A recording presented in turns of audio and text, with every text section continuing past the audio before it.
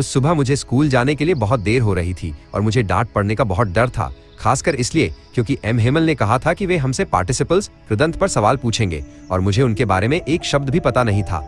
एक पल के लिए मैंने सोचा कि मैं स्कूल से भाग जाऊं और अपना दिन बाहर बिताऊं। दिन बहुत गर्म और चमकीला था। जंगल के किनारे पक्षी चहचहा रहे थे और खुले मैदान में प्रशियाई सैनिक अभ्यास कर रहे थे। ये सब पार्टिसिपल्स के नियमों से कहीं अधिक आकर्षक था, लेकिन मुझमें विरोध करने की शक्ति थी और मैं तेजी से स्कूल की ओर चल पड़ा। जब मैं टाउन हॉल के पास से गुजरा तो बुलेटिन बोर्ड के सामने काफी भीड़ थी। पिछले 2 सालों से हमारी सारी बुरी खबरें वहीं से आई थीं, हारे हुए युद्ध, ड्राफ्ट के आदेश और कमांडिंग ऑफिसर के निर्देश। मैंने बिना रुके सोचा, अब क्या बात हो सकती है। फिर जब मैं जितनी तेज हो सके उतनी तेज चल रहा था तो लोहार वाचर ने, जो वहां अपने सहायक के साथ सूचना पढ़ रहा था, मुझे पीछे से पुकारा, इतनी जल्दी मत करो बच्चे, तुम समय पर स्कूल पहुंच जाओगे। मुझे लगा कि वो मेरा मजाक उड़ा रहा है और मैं हांफते हुए एम हेमल के छोटे बगीचे में पहुंच गया। आमतौर पर जब स्कूल शुरू होता था तो वहां बहुत शोर शराबा होता था, जिसे सड़क पर भी सुना जा सकता था। डेस्कों का खुलना और बंद होना, पाठों का एक स्वर में जोर जोर से दोहराया जाना और शिक्षक के बड़े पैमाने रूलर का मेज पर टकराना। लेकिन अब सब कुछ बहुत शांत था। मुझे भरोसा था कि मैं उस हलचल के बीच बिना देखे अपनी मेज तक पहुंच जाऊंगा। लेकिन उस दिन सब कुछ रविवार की सुबह की तरह शांत था। मैंने खिड़की से देखा कि मेरे सहपाठी पहले से ही अपनी जगहों पर बैठे थे और एम हेमल अपना भयानक लोहे का रूलर अपनी बाह के नीचे दबाए इधर उधर घूम रहे थे। मुझे दरवाजा खोलना पड़ा और सबके सामने अंदर जाना पड़ा। आप कल्पना कर सकते हैं कि मैं कितना शर्मिंदा था और कितना डरा हुआ था। लेकिन एम हेमल ने मुझे देखा और बहुत दयालुता से कहा, जल्दी से अपनी जगह पर जाओ नन्हे फ्रांज, हम तुम्हारे बिना ही शुरू करने वाले थे। मैं बेंच के ऊपर से कूदकर अपनी मेज पर बैठ गया। जब मेरा डर थोड़ा कम हुआ तब मैंने देखा कि हमारे शिक्षक ने अपना सुंदर हरा कोट, अपनी झालरदार शर्ट और वो छोटी काली रेशमी टोपी पहनी थी जिस पर पूरी कढ़ाई की गई थी। वे इन कपड़ों को केवल निरीक्षण या पुरस्कार वितरण के दिनों में ही पहनते थे। इसके अलावा पूरा स्कूल बहुत ही अजीब और गंभीर लग रहा था। लेकिन जिस चीज ने मुझे सबसे ज्यादा हैरान किया वो थी पीछे की बेंचें जो हमेशा खाली रहती थी। वहां गांव के लोग हमारी तरह चुपचाप बैठे थे। पुराना हाउसर, अपनी तिकोनी टोपी पहने, पूर्व मेयर, पूर्व पोस्टमास्टर और कई अन्य लोग वहां मौजूद थे। हर कोई दुखी दिख रहा था और हाउसर अपनी एक पुरानी वर्णमाला की किताब प्राइमर लाया था जिसके किनारे गंदे थे और उसने उसे अपने घुटनों पर फैलाकर रखा था।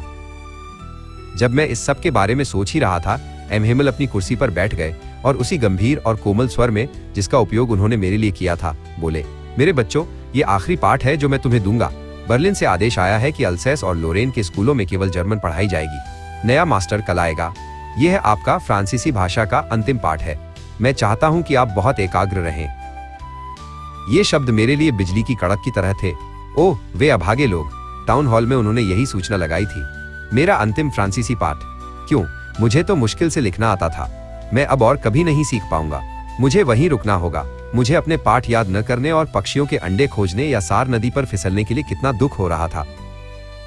मेरी किताबें, जो अभी कुछ समय पहले तक एक बड़ा बोझ लग रही थी, ले जाने में इतनी भारी, मेरा व्याकरण और मेरा संतों का इतिहास अब पुराने दोस्तों की तरह लग रहे थे जिन्हें मैं छोड़ नहीं सकता था। और एम हेमल के बारे में भी यही विचार कि वे जा रहे हैं और मैं उन्हें फिर कभी नहीं देख पाऊंगा। मुझे उनके रूलर और उनके सख्त मिजाज के बारे में सब कुछ भुला दिया। बेचारे शिक्षक। इस अंतिम पाठ के सम्मान में ही उन्होंने अपने सुंदर रविवार के कपड़े पहने थे और अब मुझे समझ आया कि गांव के बुजुर्ग कमरे के पीछे क्यों बैठे थे। वे इसलिए आए थे क्योंकि उन्हें भी दुख था कि वे स्कूल ज्यादा नहीं गए थे। ये हमारे शिक्षक को उनकी 40 वर्षों की निष्ठापूर्ण सेवा के लिए धन्यवाद देने और उस देश के प्रति सम्मान दिखाने का उनका तरीका था जो अब उनका नहीं रहा था। जब मैं ये सब सोच ही रहा था, मैंने अपना नाम पुकारे जाते सुना। अब मेरी बारी थी पाठ सुनाने की। काश मैं पार्टिसिपल्स के उस भयानक नियम को जोर से, स्पष्ट रूप से और बिना किसी गलती के सुना पाता। लेकिन मैं पहले ही शब्दों में उलझ गया और अपनी मेज पकड़कर खड़ा रहा। मेरा दिल धड़क रहा था और मुझ में ऊपर देखने की हिम्मत नहीं थी। मैंने एम हेमल को मुझसे कहते सुना, मैं तुम्हें डांटूंगा नहीं नन्हे फ्रांज, तुम्हें बुरा महसूस करना चाहिए। देखो, ऐसा हर रोज होता है। हम हमेशा खुद से कहते हैं, वाह, मेरे पास बहुत समय है, मैं इसे कल सीख लूंगा। और अब तुम देख रहे हो कि हम कहाँ आ गए हैं। हाय, अल्सेस के साथ यही बड़ी मुसीबत है, वो सीखना कल के लिए टाल देती है। अब वे लोग जर्मन आपसे कहेंगे, यह कैसे संभव है? आप फ्रांसीसी होने का दावा करते हैं और फिर भी आप न तो अपनी भाषा बोल सकते हैं और न ही लिख सकते हैं। लेकिन नन्हे फ्रांज, तुम अकेले सबसे बुरे नहीं हो। हम सभी के पास खुद को दोष देने के लिए बहुत कुछ है। एम हेमल ने बहुत गंभीरता से हमारी ओर देखा। एम हेमल ने आगे कहा, आपके माता पिता आपको शिक्षित करने के लिए पर्याप्त उत्सुक नहीं थे। उन्होंने आपको खेत पर या मिलों में काम पर लगाना पसंद किया ताकि थोड़ा और पैसा मिल सके। और मुझे भी दोष देना चाहिए। क्या मैंने अक्सर आपको अपने पाठ सीखने के बजाय मेरे फूलों में पानी डालने के लिए नहीं भेजा? और जब मैं मछली पकड़ने जाना चाहता था तो क्या मैंने आपको छुट्टी नहीं दी? फिर एक चीज से दूसरी चीज पर चर्चा करते हुए एम हेमल फ्रांसीसी भाषा के बारे में बात करने लगे। उन्होंने कहा कि यह दुनिया की सबसे सुंदर भाषा है, सबसे स्पष्ट, सबसे तर्कसंगत, कि हमें इसे अपने बीच सुरक्षित रखना चाहिए और इसे कभी नहीं भूलना चाहिए, क्योंकि जब किसी देश के लोग गुलाम होते हैं तो जब तक वे अपनी भाषा को थामे रहते हैं तब तक उनके पास उनकी जेल की चाबी होती है। फिर उन्होंने एक व्याकरण की किताब खोली और हमारा पाठ पढ़ा। मैं ये देखकर हैरान था कि मुझे ये कितनी अच्छी तरह समझ में आ रहा था। उन्होंने जो कुछ भी कहा वो बहुत आसान लग रहा था। मुझे लगता है कि मैंने कभी इतने ध्यान से नहीं सुना था और उन्होंने भी कभी हर चीज को इतने धैर्य के साथ नहीं समझाया था। ऐसा लग रहा था मानो वो बेचारा आदमी जाने से पहले अपना सारा ज्ञान हमें देना चाहता था। व्याकरण के बाद हमारे पास लेखन का अभ्यास था। उस दिन एम हेमल हमारे लिए नई कॉपियां लाए थे जिन पर सुंदर गोल हाथ में लिखा था फ्रांस अल्सैस, फ्रांस अल्सैस। वे स्कूल के कमरे में हर जगह तैरते हुए छोटे झंडों की तरह लग रहे थे जो हमारी डेस्कों की छड़ों से लटके हुए थे। आपको देखना चाहिए था कि हर कोई कितनी मेहनत से काम कर रहा था और कितनी शांति थी। कमरे में केवल कागज पर पेन चलने की आवाज आ रही थी। एक बार कुछ भृंग बीटल्स उड़कर अंदर आए, लेकिन किसी ने उन पर ध्यान नहीं दिया, यहाँ तक कि सबसे छोटे बच्चों ने भी नहीं, जो अपने काम में पूरी तरह डूबे हुए थे। छत पर कबूतर बहुत धीमी आवाज में गुटरगू कर रहे थे और मैंने खुद से सोचा, क्या वे उन्हें भी जर्मन में गाना गवाएंगे, यहाँ तक कि कबूतरों को भी? जब भी मैंने अपने लेखन से ऊपर देखा, मैंने एम हेमल को अपनी कुर्सी पर स्थिर बैठे देखा, जो एक के बाद दूसरी चीज को इस तरह देख रहे थे मानो वो अपने मन में स्कूल के उस छोटे से कमरे की हर चीज की छवि बसा लेना चाहते हों। जरा सोचिए, 40 वर्षों तक वे उसी जगह पर रहे थे। उनका बगीचा खिड़की के बाहर था और उनकी कक्षा उनके सामने थी। केवल डेस्क और बेंचें घिसकर चिकनी हो गई थी।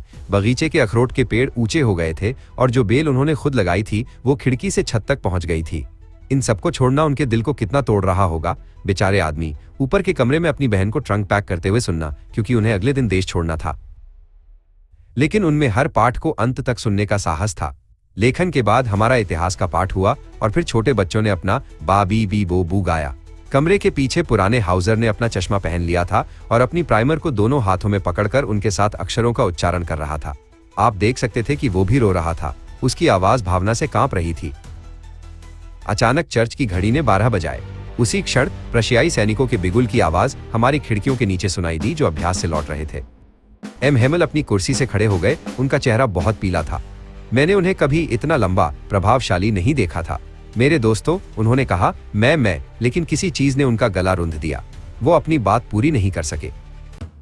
फिर वो ब्लैकबोर्ड की ओर मुड़े, चौक का एक टुकड़ा लिया और अपनी पूरी ताकत लगाकर जितना बड़ा हो सके उन्होंने लिखा, विव ला फ्रांस, फ्रांस अमर रहे।